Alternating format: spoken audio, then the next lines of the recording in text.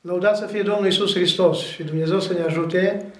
Ne găsim la Biserica Veche din satul și parohia, satul Coruia, parohia Coruia, unde slujesc ca și preot din anul 2000.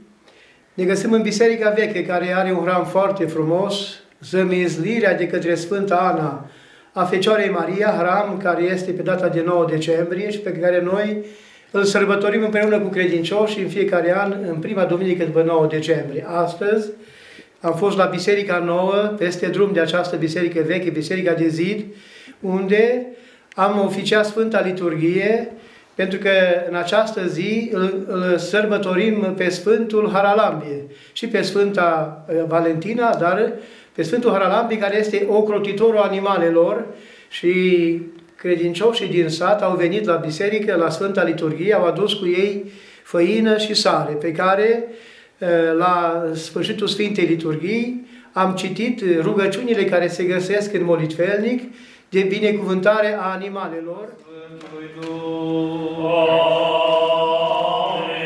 Se binecuvintează să sfințește această făină și sare care s-a adus pentru animalele robilor tăi poveniți aici, pentru ca să fie spre sănătatea lor, în numele Tatălui și al Fiului și al Sfântului Duh.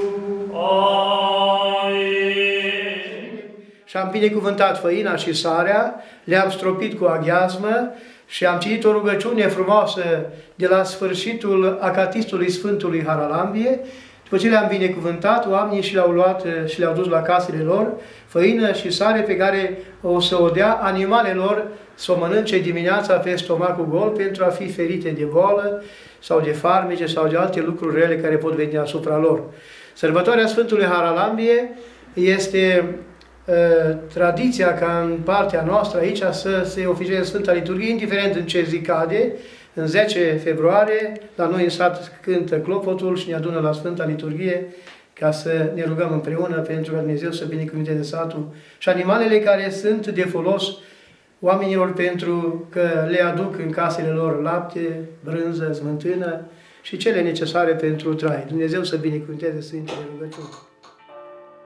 Doamne, Dumnezeul meu, mare e numele Tău.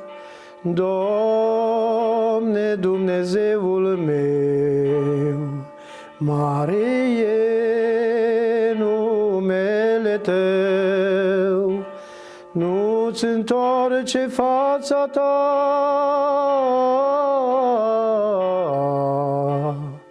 și ascultă-mi ruga mea. Nu-ți întoarce fața Ta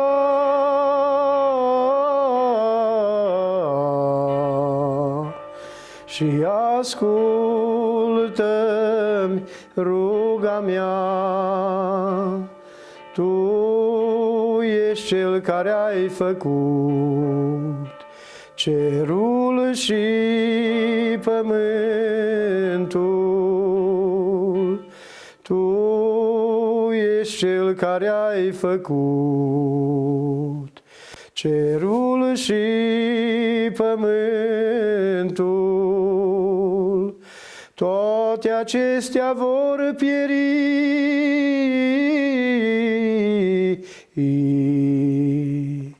iar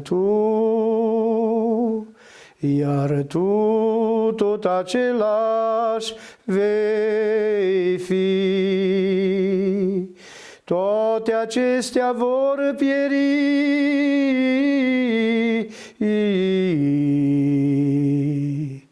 iar tu tot același vei fi. Tu ești Cel care ai făcut soarele și luna. Tu ești Cel care ai făcut soarele și luna. Și acestea vor pieri,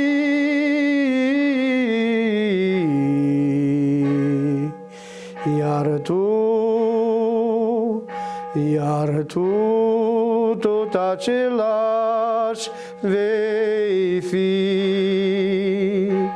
Și acestea vor pieri,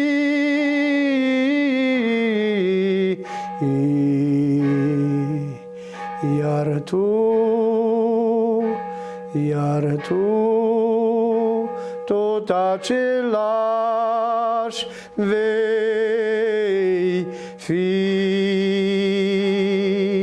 Cu tine, Doamne!